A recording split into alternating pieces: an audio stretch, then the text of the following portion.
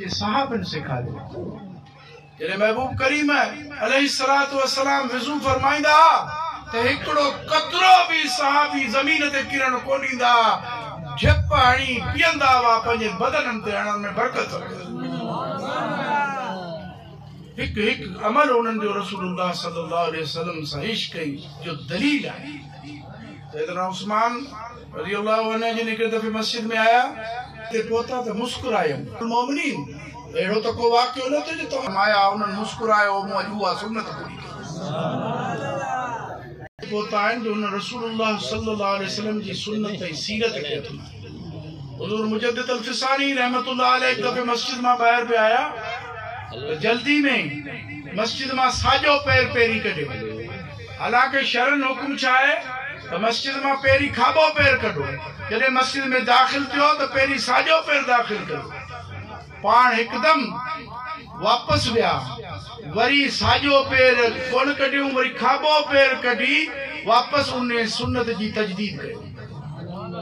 ही कामिल ईअं न थिया आहिनि। तक़वा परहेज़गारी हिननि जो शुआर हो। मुर्शिद करीम कुतुब रहमान आगा साहब रहमतुल्लाह अलैह ऐन वसाल जे वक्त फरमायूं त इमरोज दर खाने मां चीज़े हस्त, त छा असांजे हवेली में खाइण लाइ घर में का शइ आहे? हवेलियुनि वारनि फरमायो त हीच न कुझु बि न आहे।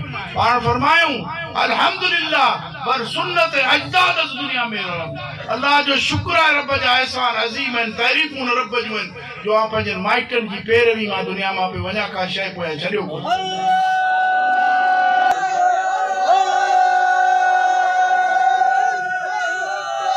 समदानी आई पुछतन रुगो पाण पीर कोनन, सदन वालिद ताजुल औलिया शाह ज़ियाउल हक हाजिल खलाइक भी पीर आहिनि।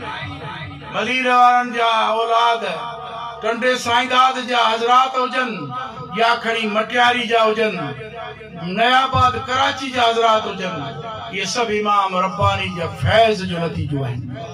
पाण त वॾा त छॾियो पर पोटा पड़ पोटा भी कुबन वारा है। शरीयत जी पाबंदी सरंदिन का को सिखे।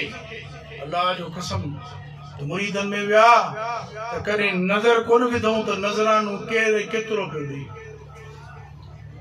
कॾहिं खटुनि ते मोतबर थी न वेठा, पटनि ते सभु हिकु थी वेंदा हुआ ऐं वेंदा आहिनि। अॼु बि को नओं माण्हू अचे तो वो यो न समझी सके त हिन हेॾे सवण जी तइदाद में असुल पीर केड़ो है।